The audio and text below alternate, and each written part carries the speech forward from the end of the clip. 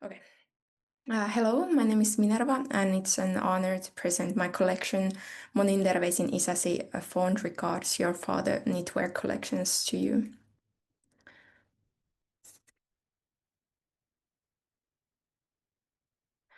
My inspiration for creating knitwear is based on my ancestors' correspondence from the early 90s in Finland and China.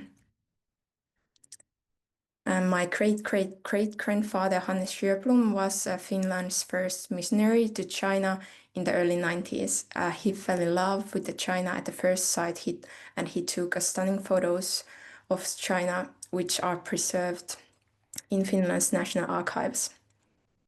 And these photos, especially the photos of Chinese ships, are inspiration for my work. Additionally, I mimic the letter's unique characteristics in my work, from the marks of time, such as stains, sun fading, ink yellowing, and the fragile condition of the paper, to the contents of the letters themselves. I chose 6 letters that inspired my collections, which are reflected in a one look. They all belonged to my ancestors, and the letters reveal the family's traumatic life marked by escapes, mental health struggles, financial difficulties, rumors, deaths, wars, and illnesses, but also family life, love, and friendship. And in design process, drawing has never been my most natural way to design clothes. In the clothing in this collection, I chose to abandon sketches and prototypes.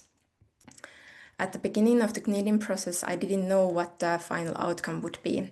Instead, I let the process itself lead the way.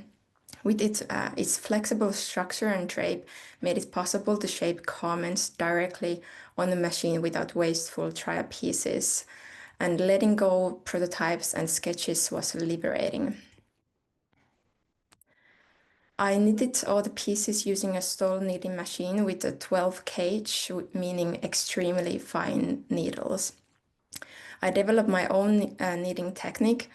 Traditionally, when the piece is finished, the flat fabric is removed from the knitting machine and the work ends there. I decided to continue knitting. I turned the knit 90 degrees and I stitched it back onto the comb. I then placed the knit between the beds and I reattached it to the back bed, one stitch at a time. I added weights and I continued knitting. I repeated these steps as many times as needed, and knitting felt like sculpting. And this technique produced no material waste. It is impossible to reproduce the knit in exactly the same way again, and that's how each piece is unique. And when I look at the letters and photos, I saw many signs of fading, stains, and coffee rings. With dyeing, I tried to imitate these effects. I wrapped the knit tightly around the tea bag.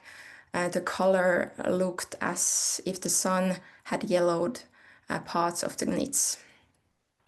And my knits also got dirty during the process. Oil marks came from the machine and the dirt from the floor stuck to the fabric. At the first, I was horrified by the stains, but later I decided to accept them. A letter becomes interesting because of its imperfections. I realized that dirt and stains on the knits are showing the same things. And the final result was 6 looks. They carry the qualities of the letters, transfluency, fragility, and holes. Papery and run in different directions like a restless handwriting. The silhouettes echo 20th century garments joined with the hooks used in women's dresses at the time. And as accessories such as vintage suitcases symbolize the constant movement and travel. And what began a research into my family history became a personal journey of my identity. I realized that I am foremost an artist approaching fashion as a form of art, sculpture, and storytelling. And the process demand independence and experimentation. I learned a lot about knitwear, and my knits reflects myself, my relatives, my story, and my aesthetics. It's time. Thank you.